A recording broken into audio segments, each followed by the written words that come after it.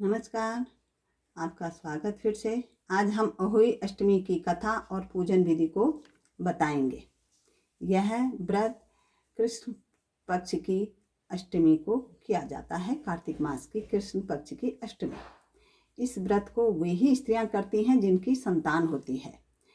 बच्चों की माँ दिन भर व्रत रखें और सायंकाल को अष्टकोष्ठक की अहोई की पुतली रंग भरकर बनाएं और उसी पुतले के पास सेही तथा सेही के बच्चों के चित्र बनाएं या बाजार से कैलेंडर भी ला सकते हैं।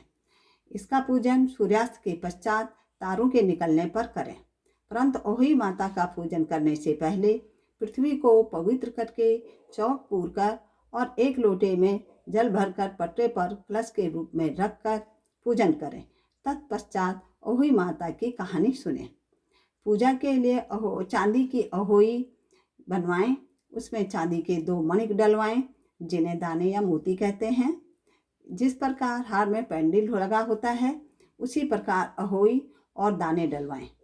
फिर अहोई माता की रोली चावल दूध भात से पूजा करें और जल से भरे लोटे पर सतिया लगा लें। एक कटोरी में हलवा रुपये का बायना निकाल कर रख लें। 7 दाने गेहूं के हाथ में लेकर गले में अहोई को डालकर अहोई माता की कहानी सुने। जो बायना निकाल कर रखा है उसे सासू जी के चरण स्पर्श करके आदर पूर्वक उन्हें दे दें। तत्पश्चात चंद्रमा को अर्घ देकर भोजन करें और दिवाली के बाद किसी शुभ दिन पर अहोई को गले से उतार कर उस पर गुड़ का भोग लगाकर जल के छींटे डालकर उसको सुरक्षित रख दें।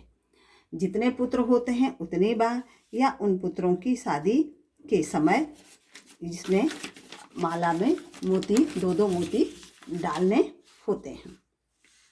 यह व्रत जो संतान वाली स्त्रियां हैं वे अपने संतानों की दीर्घायु के लिए और उनके सौभाग्य की वृद्धि के लिए करती हैं। इस दिन ब्राह्मणों को पेठा दान देने से भी विशेष फल की प्राप्ति होती है। अब हम आते हैं अहोई व्रत की कथा पर। अहोई व्रत की कथा प्राचीन काल में झांसी के समीप दतिया नामक नगर में चंद्रभान नामक साहूकार रहता था। उसकी चंद्रिका बहुत सुंदर, सर्वगुण संपन्न, सती, साध्वी, शीलवंत, चरित्रवान और बुद्धिमान स्त्री थी। उसके कई पुत्र और पुत्रियां हुई, परंतु वे सब बाल अवस्था में ही मृत्यु को प्राप्त हो गए। इस प्रकार के संतान के मर जाने से उन्हें बहुत दुख था।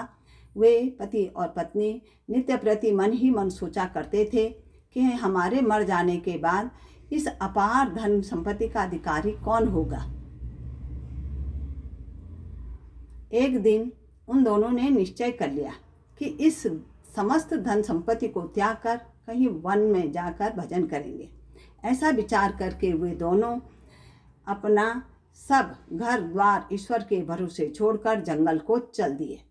जब चलते चलते थक जाते तो कुछ ठहर कर विश्राम करते और फिर चल पड़ते।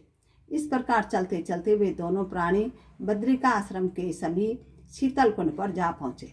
वहाँ पहुँचकर उन दोनों ने खान पान आदि सब त्याग दिया। निराहार अपने प्राणों का त्याग करने का निश्चय कर लिया।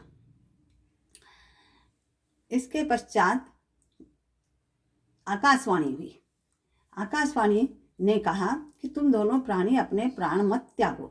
यह सब दुख तुम्हें तुम्हारे पूर्व पापों के कारण भोगना पड़ा है।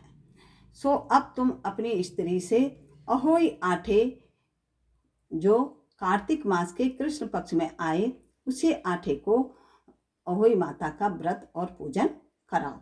तब अहोई नामक देवी प्रसन्न होकर तुम्हें साक्षात दर्शन देंगी। तब तुम उससे अपने पुत्रों की दीर्घायु मांग लेना और व्रत के दिन तुम रात्रि को राधा कुंड में स्नान करना। तत्पश्चात इस आकाशवाणी के अनुसार चंद्रभान की स्त्री उस चंद्रिका ने बड़ी श्रद्धा और स्वच्छ भावना से विधि विधान से अहोई आठे का व्रत किया और स्त्री ने राधा कुंड में स्नान किया। जब वे दोनों स्नान करके वापस लौटे तो उन पर प्रसन्न होकर अहोई माता ने प्रत्यक्ष दर्शन देकर वर मांगने को कहा। तब उस साहूकार दंपति ने हाथ जोड़कर कहा, हे माता, हमारे बच्चे अल्पायु ही मृत्यु को प्राप्त हो जाते हैं, सो आप उन्हें दीर्घायु होने का वरदान दीजिए। अहोई माता ने उन दोनों की मनोकामना को पूर्ण करते हुए वरदान दिया। यह कहकर अहोई माता वहाँ से उनको वरदान देकर अहोई माता अंतर ध्यान हो गई। उसके बाद साहूकारनी लौटकर अपने घर आए और अहोई माता की कृपा से कुछ दिनों पश्चात पुत्रवान हुए। गुणवान बुद्धिमान पुत्र पाकर बहुत ही प्रसन्न हुए। अहोई माता की कृपा से इस लोक में सुख भोग कर वैकुंठ को चले गए। बोलो अहोई माता की जय।